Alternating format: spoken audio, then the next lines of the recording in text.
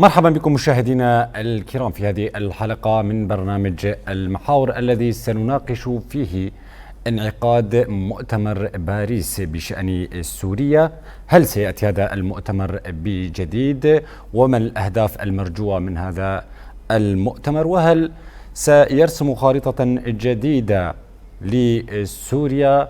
وهل سيكون له وقعا أو صدى على الأزمة السورية؟ وهل سيستطيع إيجاد حل للأزمة السورية بالإضافة إلى الأطراف المشاركة في هذا المؤتمر والحل الأمثل للأزمة السورية في ظل الظروف الراهنة التي تمر بها سوريا؟ مشاهدينا الكرام، سنناقش هذه النقاط وغيرها في حلقتنا لهذا اليوم مع ضيوف الحلقة. معي عضو المجلس الرئاسي لمجلس سوريا الديمقراطية دكتور بسام صقر. دكتور بسام، مرحبا بك. أهلا وسهلا. شكرا لك. وأيضا الباحث في المركز الكردي للدراسات دكتور طارق حمو. دكتور طارق، مرحبا بك. مساء النور.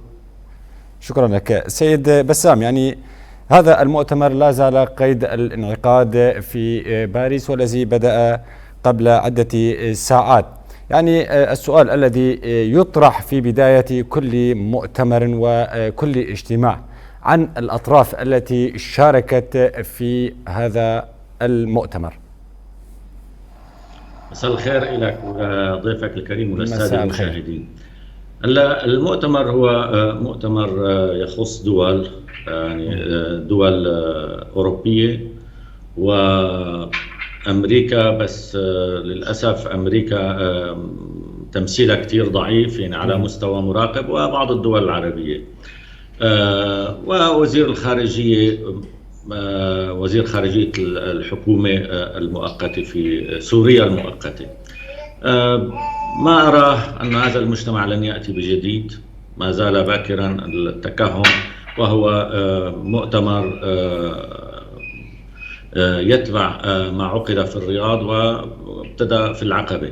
بقناعتي ما زال باكرا الحديث عن أي شيء جديد بما يخص التوقعات. توقعاتي لن يكون هناك أي شيء جديد، وإنما كون سلطات الأمر الواقع في دمشق لم تأتي بجديد بما يخص الوعود التي قامت بها بوعد تلك الدول، لم يأتي بأي شيء جديد. نعم سيد بسام، يعني بخصوص هذه المشاركات، يعني تحدثت عن أن هذا المؤتمر هو عبارة عن مؤتمر دولي، يعني الذين حضروا المؤتمر هو من الدول الأوروبية وأيضا الدول العربية كانت هناك مشاركة. الأطراف السورية التي شاركت في هذا المؤتمر، هل لديك أي معلومات عن الأطراف السورية التي شاركت في هذا المؤتمر سيد بسام؟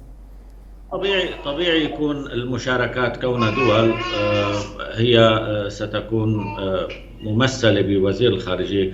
من الممكن أن يكون على هامش هذه الاجتماعات يكون في أطراف سورية أخرى، مجتمع مدني أو قوى أخرى على الأرض. يعني أتوقع من الممكن أن يكون هناك أحد من الإدارة الذاتية، من الممكن أن يكون من الأطراف السورية الأخرى، ولكن بالتأكيد أنا بقناعتي لا أستطيع التصريح عن هكذا أمور، كوني لست مخولا بذلك التصريح، ولكن توقعاتي نعم من الممكن أن يكون هناك ممثلين للتباحث مع الدول الموجودة. نعم دكتور بسام. دكتور طارق، يعني بخصوص هذا المؤتمر، دكتور بسام يعني يتحدث عن الأطراف ولا يحدد مثلا الأطراف السورية التي شاركت. يعني قبل أن ينعقد هذا المؤتمر كان هناك بعض وسائل التواصل الاجتماعي وأيضا الوسائل الإعلامية تحدثت عن مشاركة ممثلين عن الإدارة الذاتية، سواء كان الجناح السياسي مسد أو الجناح العسكري قسد أو الإدارة الذاتية بنفسها في هذا المؤتمر، بالإضافة إلى الحكومة المؤقتة في دمشق. يعني والآن الصورة تتوضح أكثر بأن الإدارة الذاتية موجودة في باريس، ولكن يمكن أن تكون هناك لقاءات على هامش هذا المؤتمر. كيف تقيمون ذلك دكتور طارق؟ مساء الخير، تحياتي لك وللضيف الكريم والمشاهدين الأعزاء. يعني هو مؤتمر ذو صبغة دولية يعني على مستوى وزراء الخارجية. فهناك طبعا اهتمام دولي الآن بسوريا. أعتقد أنه يعني فرنسا وضعت أهداف لهذا المؤتمر: الانتقال السياسي السلمي في داخل سوريا، ضرورة يعني تعاون دول الجوار مع الحكومة السورية، دعم هذا الانتقال السياسي في سوريا، وثالثا العدالة التي يجب أن تتحقق يعني من خلال ملاحقة من يعني تورط في الجرائم وتلطخت يده بدماء الشعب السوري. هذه هي الأهداف. أعتقد أنا يعني أنه الحكومة السورية أو العديد من الأطراف السياسية خارج هذه الحكومة الانتقالية أيضا يرنون إلى دعم دولي فيما يخص الحوار الوطني الداخلي السوري، فيما يخص يعني توطيد عملية للانتقال السياسي السلس، الاعتراف بكل القوى السورية الداخلية. دكتور يعني طارق، دعم الحوار الداخلي السوري. دكتور طارق، يعني عذرا للمقاطعة، دكتور طارق عذرا للمقاطعة، يعني تحدثت عن الحوار الوطني الذي تم الحديث عنه أو الذي ينعقد الآن في دمشق، مسألة الحوار الوطني. يعني الشخصيات الذين تم انتخابهم أو تم تعيينهم للتحضير لهذا المؤتمر كان لهم تصريحات حول مسألة قوى سوريا الديمقراطية وأيضا مناطق شمالي وشرقي سوريا، ولم يتم مشاركة العديد من الأطراف في هذا المؤتمر. يعني إن كان مؤتمر باريس يدعم هذا الحوار فإن هناك تناقض في مسألة الانتقال السياسي وأيضا الديمقراطية لسوريا. يعني أنا أعتقد يعني كما أشار الدكتور بسام، الفواعل الدولية والولايات المتحدة الأمريكية يعني لن تدعم سوريا سياسيا أو حتى يعني تساهم في إعمار سوريا ما لم يحدث انتقال سلمي للسلطة، ما لم تكن هناك خريطة طريق واضحة لهذا الانتقال السلمي، ما لم يكن هناك حوار داخلي على أسس صحيحة، اعتراف بكل القوى السياسية بالمكونات بالإدارة الذاتية. يعني شيك على بياض لن يمنحه أحد للسلطة في دمشق. فالآن الكل يترقب. نعم، شاهدنا هذه اللجنة المصغرة ذات اللون الإيديولوجي والفكري الواحد يعني المكلفة بتحضير للمؤتمر الوطني، مؤتمر الحوار الوطني السوري. لكن يعني على السلطة أن تعلم جيدا بأنها يعني لن تستطيع أيضا من خلال بعض الشكليات أن تمرر أجندتها. سوريا الآن في مخاض والكل يترقب، ربما يعني يعطون السلطة فترة زمنية مزيدا من الوقت، ربما الكل يضبط نفسه من جهة يعني توجيه انتقادات حادة للسلطة. هناك تجاوزات كثيرة، هناك ملاحظات كثيرة، لكن الكل يترقب الحوار الوطني السوري الداخلي، خارطة طريق واضحة، إشراك الجميع في العملية السياسية. نتحدث عن قوى واضحة، قوى سياسية، قوى إدارية، قوى عسكرية سورية. يعني فأن تأتي وتصرح هكذا وتحتكر السلطة في دمشق فأنت تتخندق، يعني أنت تنعزل عن بقية أطراف الشعب السوري. فنحن سنجاهد تخندقا للمركز لا للأطراف، انعزالية للمركز لا للأطراف، وهذا غير مقبول دوليا على ما أعتقد. نعم دكتور طارق، سنعود إليك. دكتور بسام، يعني تحدثت عن خارطة طريق سوريا، وأيضا دكتور طارق أيضا تحدث عن مسألة خارطة طريق واضحة. يعني هذا المؤتمر الذي يعقد في باريس الآن، هل سيتمكن من وضع خارطة طريق للأزمة السورية؟ وبالأخص هناك حضور لبعض الأطراف تحتل، ودولة الاحتلال التركية هي جزء من هذا المؤتمر، تحضر هذا المؤتمر. يعني بوجود هذه هكذا قوة في هذا المؤتمر، هل سيتمكن المؤتمرون من وضع خارطة الطريق للحل في سوريا؟ لا، خارطة الطريق للحل في سوريا موضوع أستاذي. يعني من البداية، من أول مؤتمر هو مؤتمر العقبة اللي هي روح القرار 2254. روح القرار 2254 يعني هيئة حكم انتقالية لا طائفية تمثل كل مكونات الشعب السوري. هذا هو الأساس بخارطة الطريق لمستقبل سوريا. ولكن هل تم تنفيذ أي بند من هذه البنود أو أي شيء بهذا الخصوص؟ بقناعتي كلا. ولذلك المؤتمر سيبحث في هذا الموضوع وسيسأل أنه إلى أين وين وصلتوا بتطبيق روح القرار 2254؟ وين المكونات الأخرى؟ وين المكون الكردي؟ وين المكون العلوي؟ وين المكون المسيحي؟ وين المكونات الأخرى؟ وين المكون الدرزي؟ كلها خارج العملية السياسية الآن. هناك حكومة ذات لون واحد في دمشق. حتى لجنة الحوار التي تشكلت لون وإيديولوجية واحدة كما قال الدكتور طارق. يعني هذه ليست، لا أعتقد هناك سيكون لست متفائلا بصراحة. يعني المكتوب مبين من عنوانه كما يقال بالعامية. يعني التصرفات على الأرض، الانتهاكات بحقوق الإنسان بخصوص المكون العلوي، الحرب المستمرة على سد تشرين على قوات سوريا الديمقراطية منذ سقوط النظام البائد لم تتوقف، بمعنى لا يوجد استقرار في سوريا. ولا أعتقد أن الإدارة الحالية أو الحكومة الحالية تستطيع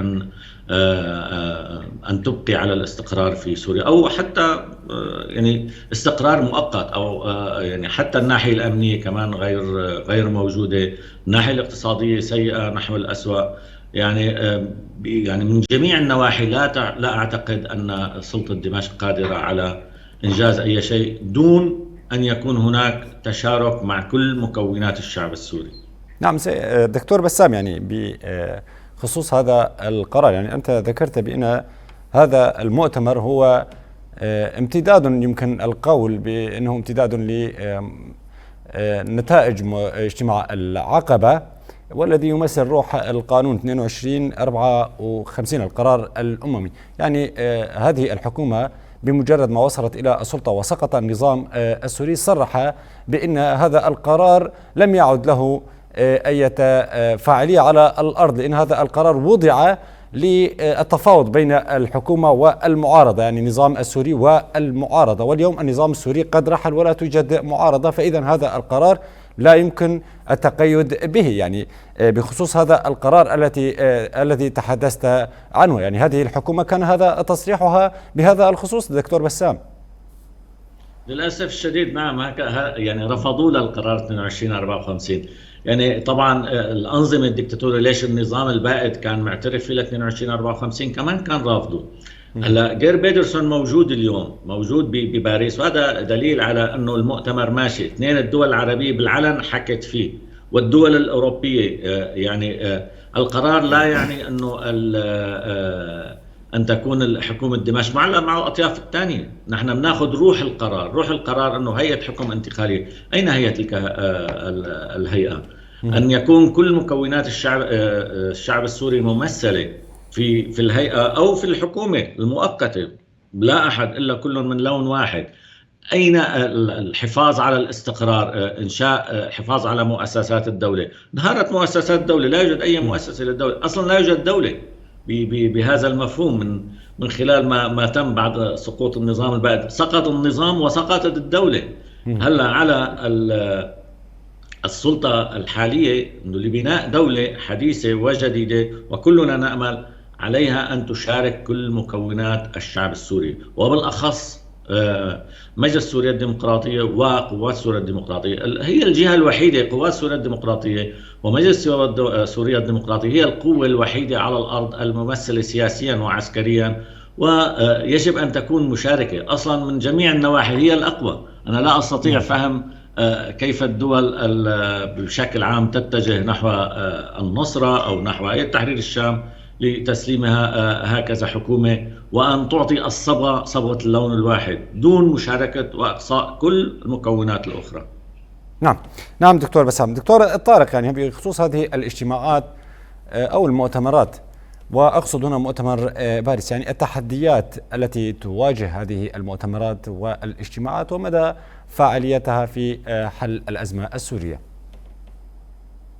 يعني التحديات هي السلطة في دمشق الحقيقة. إذا كانت السلطة تبدي مرونة واضحة، لديها برنامج للانتقال السياسي، لديها برنامج للحل الداخلي للحوار الوطني، الاعتراف بالمكونات، الاعتراف بالإدارة الذاتية، لإقامة حوار حقيقي مع مجلس سوريا الديمقراطية، مع يعني أهلنا في السويداء، مع جيش الكرامة، مع الشخصية الوطنية حكمة الهجري، مع حوران، مع أبناء الساحل من المكون العلوي. يعني الساحل كمنطقة إدارية دعنا نتحدث بكل مكوناتها، لكن يجب أن تكون المكونات السورية ممثلة. يعني دعنا يعني لا نكرر الأخطاء الماضي في تعيين بعض الشخصيات، يعني الترميز وجعل الأمور شكلية. لا، دعنا يعني نخاطب الناس الحقيقيين الفاعلين على الأرض. فأنت عندما تتحدث عن شمال شرق سوريا لابد أن يعني تجعل مجلس سوريا الديمقراطية هو المخاطب لك، تعترف بقوات سوريا الديمقراطية التي هي قوات سوريا حمت الأرض السورية يعني ساهمت في تحرير مدينة الرقة من داعش. يعني داعش كان يحتل جزء من أراضي سوريا، الآن يعني تحمي وحدة سوريا عندما تقاوم الجيش التركي والفصائل الانفصالية المرتزقة التابعة له. وأيضا يعني نقول أن نعرف بأن السلطات الآن في يد هيئة وفي يد شخص، يعني إذا هذا الشخص هو الذي يقرر فإذا دعه يقرر ويفرض الحوار على من حوله. يعني دعه يقول أنا الآن حاكم فرد وجئت بالقوة وهناك مرحلة انتقالية استثنائية، أنا أفرض الحوار الداخلي السوري، أنا يجب يعني أن أعترف بكل المكونات بكل القوى السياسية، لا أستطيع أن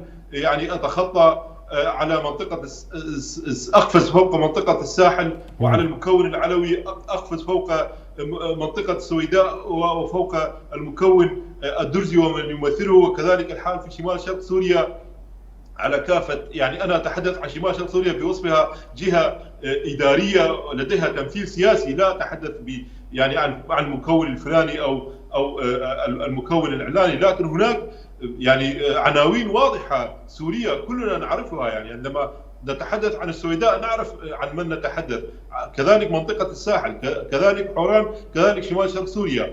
فإذا أنت الآن لديك السلطات وتتحكم بمفاصل الدولة وتريد خيرا لهذا البلد، عليك أن تدعو الناس الحقيقيين ممثلي المكونات وممثلي الأطراف السورية. أما أن تفرض يعني شخص وتوكل إليه مهمة تنظيم الحوار الوطني، وهذا الشخص لديه مواقف سياسية مسبقة يعني ضد أطراف من السوريين، يعني مواقف سياسية عنصرية ضد الكرد وأكيد ضد العلويين وأكيد ضد الدروز، فهذا لن يحقق أي حوار. ولتعلم السلطة في دمشق بأن مسألة إعادة إعمار سوريا ومسألة الاعتراف بالحكومة القادمة وبالحكومة الحالية من قبل المجتمع الدولي ترتبط بمدى الانتقال السياسي وبمدى الحوار الوطني على أسس صحيحة. حتى وزير الخارجية الفرنسي اليوم أشار إلى هذه المنطقة، أشار إلى هذا الموضوع. لا أحد يمنح الحكومة شيك على بياض، يعني الكل يترقب وينظر. إذا كانت دكتور طارق أطراف سوريا لا أحد سيساعدها. يعني دكتور طارق، يعني هذا المؤتمر هل سيحقق هذه الخطوات التي تحدثت عنها دكتور طارق؟ يعني أنا أعتقد أنه كل الأطراف الدولية المشاركة في هذا المؤتمر، يعني هناك تابعنا الأخبار دول كثيرة، هناك يعني جهات اقتصادية دولية، صندوق النقد الدولي، البنك الدولي، يعني منظمات كثيرة، فهذه كلها لديها شروط وتراقب. يعني إذا كانت الدولة لا تريد حوارا وطنيا ولا تريد الاعتراف بالمكونات وتخضع لإرادة إقليمية من تركيا وغير تركيا، ولديها تصور بأن تحتكر السلطة وتوطد التمكين يعني لنفسها ولإيديولوجيتها وفكرها، هذا لن يكون خيرا على سوريا ولن يتم إعادة إعمار سوريا. يعني نعم دكتور طارق. دكتور بسام، يعني بخصوص الخطوات التي يجب أن يتم اتخاذها من قبل حكومة دمشق الجديدة أو الحكومة الانتقالية، وكما أحببت أن تسميها مسألة حكومة أمر الواقع، أنتم كمجلس سوريا الديمقراطية يعني كيف تقيمون هذه الخطوات التي تحدث عنها الدكتور طارق، مسألة القفز عن المكونات وأيضا استماع إلى المكونات، وهل يمكن تحقيق هذه المطالب في هذا المؤتمر؟ عفوا. لا أعتقد أن هذا المؤتمر سيحقق أي شيء من ذلك، من ما تفضل به الدكتور طارق. بمعنى سلطة الأمر الواقع وذات اللون الواحد لا أعتقد أنها بصدد مشاركة باقي المكونات، إن كان المكون الكردي، المكون العلوي أو الدرزي أو أي جهة أخرى تختلف معها سياسيا بالمنطق بالمفهوم السياسي. لذلك أرى أن المخرج لحكومة دمشق هي مشاركة كل أطياف الشعب السوري، مشاركة قوات سوريا الديمقراطية، مشاركة مسد، مشاركة العلويين، مشاركة الدروز. يجب أن يكونوا جزءا من الحل في سوريا، يجب أن يكونوا في هيئة الحكم الانتقالي. إن لم يكونوا، أنا بقناعتي لن يكون فيه أي اعتراف بهذه الحكومة، ولن يكون في استقرار في سوريا، حتى في المناطق التي تسيطر عليها جماعة دكتور بسام، تحرير الشام. دكتور بسام، يعني دكتور بسام، بخصوص التمثيل وأيضا بخصوص مشاركة جميع المكونات، يعني في بداية الحديث ذكرت بأن ممثلين عن مجلس سوريا الديمقراطية والإدارة الذاتية موجودين في باريس، ويمكن أن تكون هناك لقاءات على هامش هذا المؤتمر بين الحكومة الانتقالية وبين ممثلي الإدارة الذاتية والنقاش حول بعض المسائل. ألا يمكن أن تكون هذه اللقاءات الهامشية على أن تأتي بحلول لنتائج هذا المؤتمر دكتور بسام؟ لا أعتقد أن الوفود هناك ستصل إلى نتيجة. نحن في مجلس سوريا الديمقراطية بدأنا في الحوار مع دمشق، ولكن حتى تاريخه لم نسمع أي رد من سلطة دمشق. هناك عدة بنود تم إرسالها إلى دمشق وبانتظار الرد للمتابعة بعد تشكيل اللجان العسكرية واللجان المدنية بهالخصوص.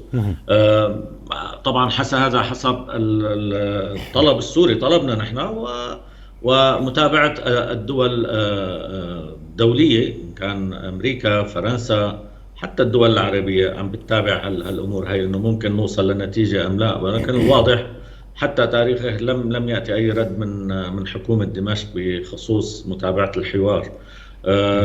لا أعتقد أنه في باريس سيكون هناك لقاء بين مسد وسلطة الأمر الواقع أو سلطة حكومة دمشق. من الممكن أن تكون مسد لقاءات مع دول الموجودة في هذا المؤتمر. على الأغلب يكون هيك. لا أعتقد مع دمشق سيكون ذلك. مواقف في دمشق، وخصوصا من خلال ما تفضل به الدكتور طارق، أنه بتشكيل تلك لجنة الحوار الوطني واستبعاد كل المكونات الأخرى، يعني بتعطي كمان مدلول انه معناتها ما بدهم يحاوروا، ما بدهم يكون في الا لون واحد حتى في مؤتمر الحوار الوطني المطلوب دوليا. هذا يوقف عنده. نحن نأمل ان يكون هناك في حوار سوري لنصل الى نتيجة. هذا كان نحن شعارنا من المؤتمر الاخير الرابع، انه شعارنا ان يكون الحوار سوري. يدنا ممدودة للجميع السوريين، لكل المكونات. نحن على تواصل مع كل المكونات كمجلس سوريا الديمقراطية، مع المكون العلوي، مع المكون الدرزي، مع المكونات الأخرى، بكل أطياف الشعب السوري. ولكن نحن أيضا في مرحلة حوار مع دمشق أو تفاوض، ولم نصل إلى نتيجة، بانتظار رد دمشق على البنود التي تم إرسالها إلى دمشق. نعم دكتور بسام. دكتور طارق، يعني بخصوص الأهداف التي ذكرتها، مسألة انعقاد هذا المؤتمر في باريس، يعني من عنوان هذا المؤتمر هو دعم العملية الانتقالية في سوريا، وأيضا الانتقال السلمي للسلطة الذي يحترم سلطة البلاد، سيادة البلاد، وأيضا حشد الشركاء السوريا، ومعالجة قضايا العدل وتعزيز مكافحة الإفلات من العقاب. يعني هذه الخطوط العريضة التي يعقد اليوم على أساسها هذا المؤتمر أو هذا الاجتماع في باريس. لا يوجد هناك تفاصيل حول النقاط الأخرى التي سيتم نقاشها، مسألة الجلوس مع المكونات الأخرى، مسألة حقوق القوميات. يعني كانت هناك العديد من التصريحات من وزير الخارجية الفرنسي بهذا الخصوص، مسألة تعدد القوميات في سوريا ومشاركتهم في السلطة الانتقالية. ولكن نجد اليوم هناك بند دعم الانتقال السلمي وأيضا احترام سيادة البلاد وأيضا مسألة مكافحة الإفلات من العقاب. من هذه البنود كيف يمكن قراءة النتائج التي سوف يتمخض أو يصل إليها هذا المؤتمر دكتور طارق؟ يعني أنا أعتقد أنه كل العالم الآن يراقب ما ستفعله هذه السلطة. فالأوروبيون قالوا منذ البداية يعني أنهم لن يدعموا توطيد هياكل إسلامية في سوريا. لا أحد يدعم مشروعا أصوليا يقصي بقية المكونات، يعني يؤسس لدولة دينية في سوريا. حتى العرب يعني لن يدعموا ذلك. المشروع الذي ربما يخطط له البعض في دمشق بتوطيد إمارة يعني ظلامية، إمارة لديها تفسير غارق في التطرف، لن يدعمه أحد. يعني لا السعودية ولا الإمارات لديهم مشروعهم الآن في يعني تقديم صيغة أكثر تسامحا من الإسلام. يعني مشروع السعودية واضح ومعلوم، مشروع الإمارات في يعني الأديان الإبراهيمية والبيت الإبراهيمي، وكان هناك يعني مشروع للسلام في منطقة الشرق الأوسط. فهذه السلطة عليها أن تعي ما يدور حولها، يعني النموذج متطرف ويحتكرون مكون من الشعب السوري وهم لا يمثلون حتى يعني يمكن 1% من هذا المكون. يعني على غرار ما حدث في إدلب يريدون تطبيقه في سوريا، لن يحدث ذلك. يعني المكونات، يعني نحن يجب أن نتكلم بصوت مرتفع وبشكل واضح. سوريا عبارة عن مكونات ولا أحد يزايد على هذه المكونات. يعني من يجلس في قصر المهاجرين الآن ليسوا أكثر سورية ووطنية من أهل الساحل ولا من أهل السويداء ولا من أهل السلامية ولا من شمال شرق سوريا بكرده وعربه وسريانه وأرمنه ومسلميه وعلويه ويزيديه. يعني كل الناس سوريون. فعلى هذه السلطة ولدينا ملاحظات كثيرة عليها. يعني جاءوا بالأجانب، جنسوهم، منحوهم رتب عسكرية. اليوم يعني رئيس محكمة النقض جاءوا بخريج شريعة، يعني ليس لديه إجازة في القانون، في الحقوق أيضا جعلوه رئيس محكمة النقض. يعني هي تتصرف وكأن يعني سوريا ملك لها وأنها ستدوم إلى الأبد، وهذا لن يسمح به السوريون. يعني المكونات لن تسمح. كلنا نريد دولة مواطنة. خرج الشعب السوري للمطالبة بالحرية والديمقراطية ودولة المؤسسات والقانون، لم يخرج ليطالب بأناس جهاديين جاءوا يعني لكي يتم تجنيسهم ومنحهم الرتب العسكرية والوزارات. هذا لن يحصل. وحتى الدول التي الآن تستقبلهم، الدول تستقبل على أمل أن يتم حوار داخلي واعتراف وانتقال سلمي. الدول لا تستقبلهم لكي توطد لهم دولة حاكمية الله ودولة التمكين. يعني على الجميع أن يعلم هذه الحقيقة. نعم دكتور طارق، يعني يمكن القول بأن هذا المؤتمر هو إعادة رسم الخطوط لهذه الحكومة الانتقالية لعدم تجاوزها وعدم تجاوز الخطوط الحمر التي سوف يتم رسمها في هذا المؤتمر من قبل جميع الدول التي حضرت هذا المؤتمر. دكتور طارق، طبعا واضح يعني لا توجد أي دولة ستمنح أموالا لبلد فيه لا استقرار وفوضى وفيه حروب أهلية، ولأن إقصاء المكونات ويعني ادعاء التمثيل الشكلي لها يعني حروب أهلية. لا أحد يقبل أن يأتي شخص آخر ويحكمه بالحديد والنار. يعني لا أحد يقبل ذلك. وهذه الدول أيضا لن تقيم علاقات سياسية صحيحة مع سلطة يعني تريد البقاء على الكرسي ولا تعترف بالانتخابات، تتحدث عن الشورى، يعني لديها تفسيرها الخاص. الدول الآن تراقب، وحتى الولايات المتحدة وهي لها الكلمة الفصل يعني حضرت كمراقب، الآن هي تراقب تنظر الآن ماذا سيحصل في مؤتمر الحوار الوطني، من سيتم دعوتهم. إذا تم دعوة أشخاص هامشيين لهم علاقة تحت السجادة بهيئة تحرير الشام ولا يمثلون الكرد والعلويين والدروز والإسماعيليين والمسيحيين والسنة من أبناء الشعب السوري، لن يتم تحقيق أي نجاح وأي فوز، يعني سنعود إلى المربع الأول. نعم دكتور طارق، سنعود إليك. دكتور بسام، يعني بخصوص هذه المؤتمرات التي تعقد، يعني الحل الأمثل لسوريا بعيدا عن هذه المؤتمرات وهذه الاجتماعات التي تعقد مسألة اللامركزية في سوريا، أن تم تطبيقها. هل سوريا بحاجة لهذه المؤتمرات؟ وما هي اللامركزية التي يمكن أن تساعد السوريين للخروج من هذه الأزمة وهذا المأزق؟ بالمطلق اللامركزية هي المخرج الوحيد لسوريا المستقبل. يعني وخصوصا بالوقت نفسه حكومة دمشق ترفض اللامركزية بالمطلق، سبق وأعلنت. أنا لا أستغرب أنه ترفض. يعني إذا بدي أعطيك مثال، مثلا ما قاله وزير الخارجية لحكومة دمشق المؤقتة، من لديه هذا الفكر أنه بمعنى أنه إذا أنت حررت خاطف ما بيحق له المخطوف يسألك لوين بدي أخذه. يعني كلامه واضح، كلام سياسيا واضح، بمعنى نحن حررنا سوريا، كانت مخطوفة من قبل النظام البائد وحررناها من الخطف، ونحن بدنا ناخذها بالاتجاه اللي بدنا إياه، إمارة إسلامية، يعني واضح، أو باتجاه معين ما حدا له علاقة. يعني نحن كسوريين كنا مخطوفين بمفهومهم أنه ما بيحق لنا نسأل وين آخذيننا، يعني اللي بدهم إياه هن بدهم يساووه، يعني بدهم مركزية، وإن عم بيركزوا على المركزية، ولكن هذا ما له حل. اللامركزية هو الحل الوحيد.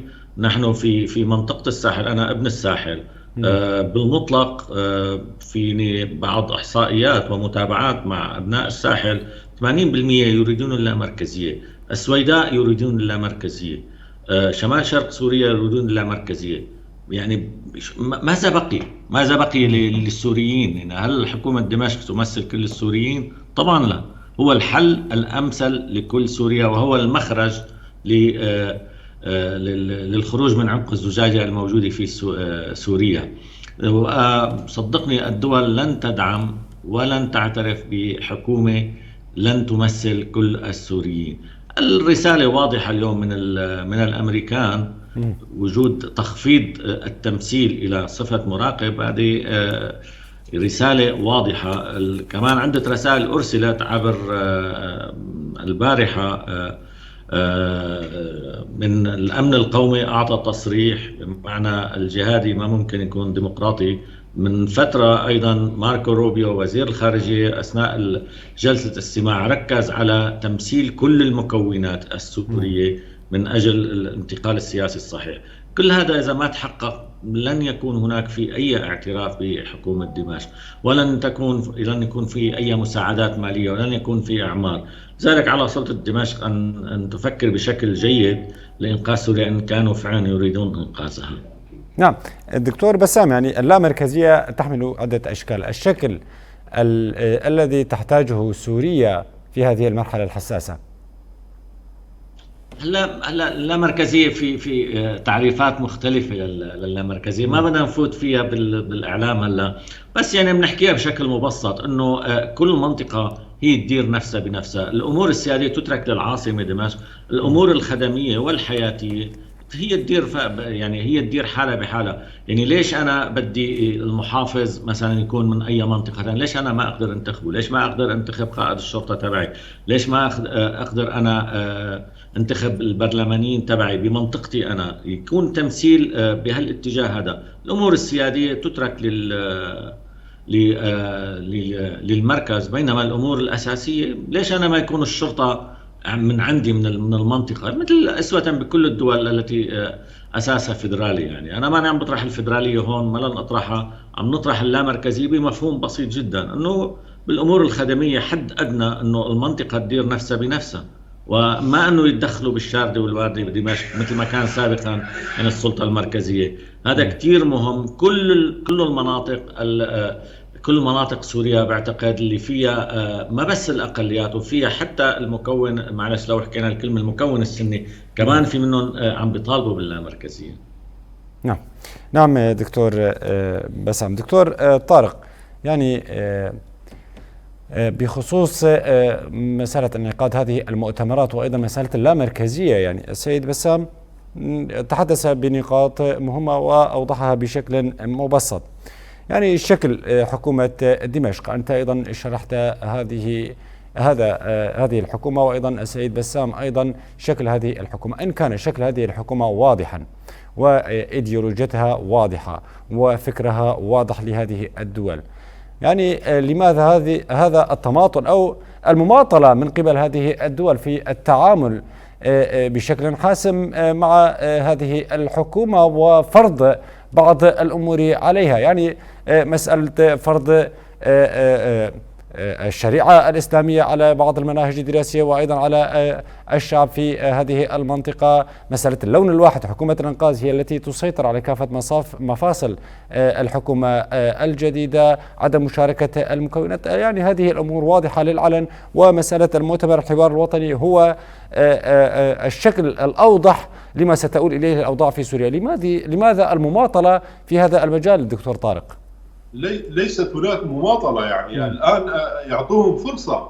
هم يقولون سوف يعني نعقد حوارا وطنيا، والمباحثات مع قسد ومع مسد جارية، وهناك يعني أمور جزئية وصغيرة يعني فقط هي التي عالقة.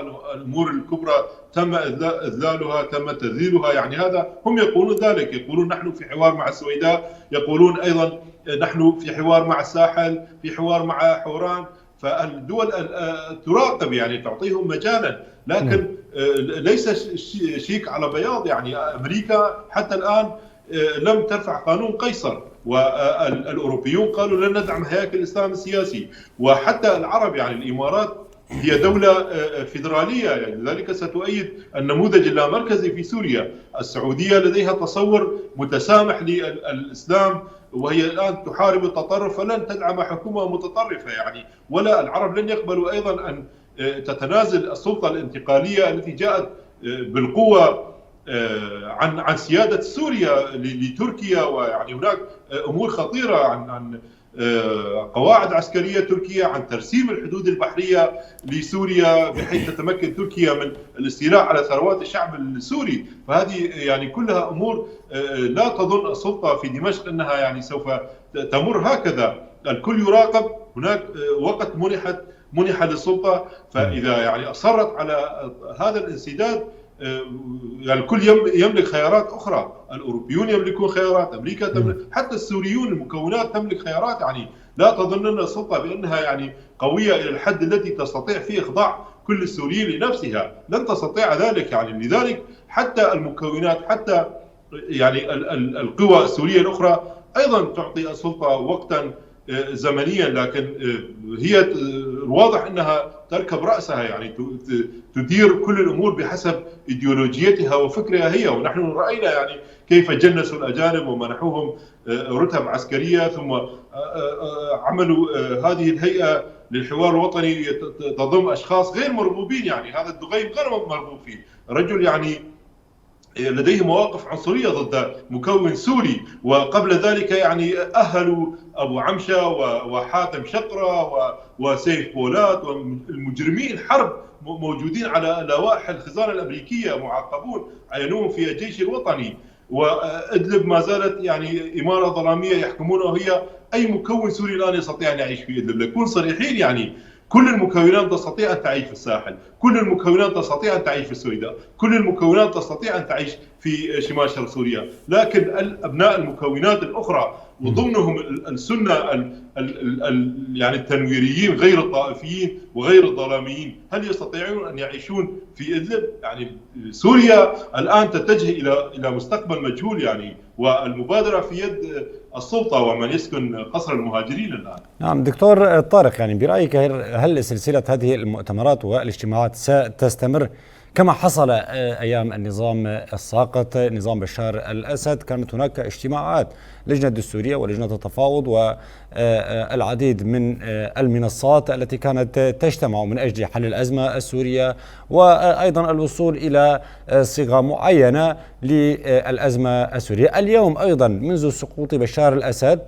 هناك العديد من الاجتماعات عقدت بشأن سوريا، آخر هذه الاجتماعات مؤتمر باريس. يعني برأيك هل ستستمر هذه الاجتماعات وسندخل سيناريو آخر يعيد نفسه كما السيناريو الذي كان أيام النظام السوري السابق؟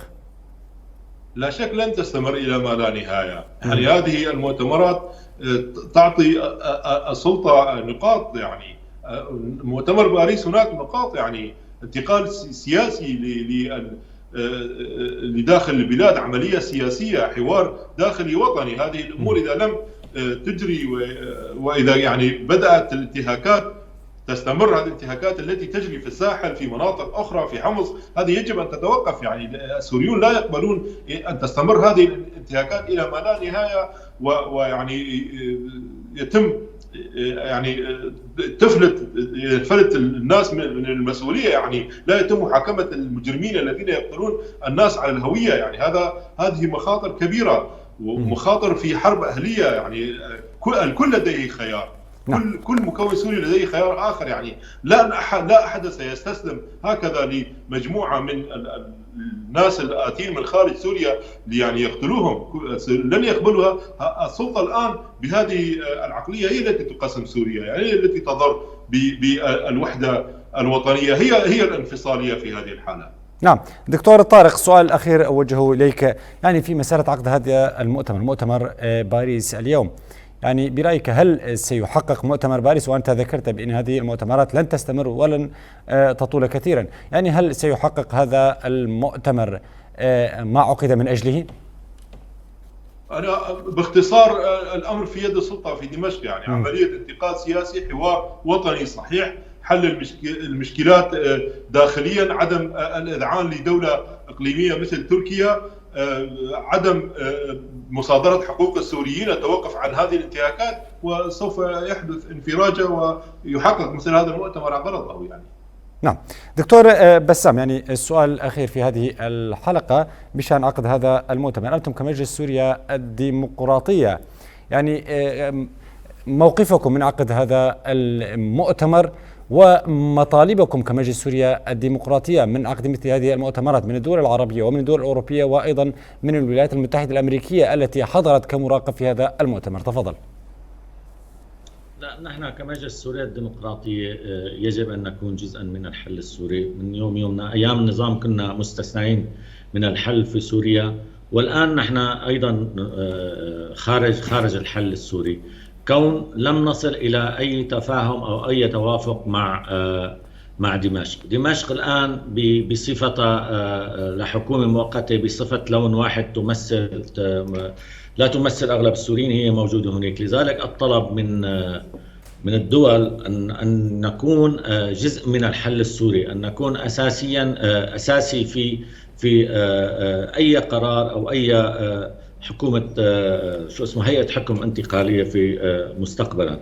يعني أنا حابب بس كمان نضيف هون أنه الحكومة الحالية مطلوب منا الاستقرار ومطلوب منا أنه الحفاظ على السلم الأهلي، لكن ما يجري على الأرض من انتهاكات لحقوق الإنسان في الساحل السوري وفي حمص وفي حماة بشكل ممنهج وبدعم تركي ويومي، هذا بعتقد لن يسمح للمجتمع الدولي بدعم حكومة دمشق في حال لم تتوقف تلك الانتهاكات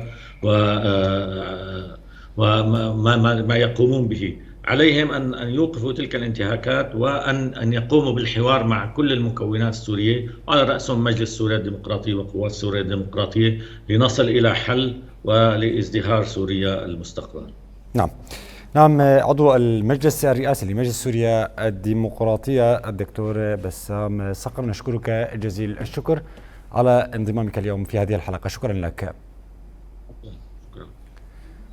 وأيضا الباحث في المركز الكردي للدراسات دكتور طارق حمو، نشكرك جزيل الشكر على الانضمام. شكرا لك. شكرا لكم. وأيضا الباحث في المركز الكردي للدراسات دكتور طارق حمو، نشكرك جزيل الشكر على الانضمام. شكرا لك. شكرا لكم. وكل الشكر لكم مشاهدينا الكرام على حسن المتابعة. على أمل اللقاء بكم في حلقات لاحقة. إلى اللقاء. في ظل ما يشهد بدأنا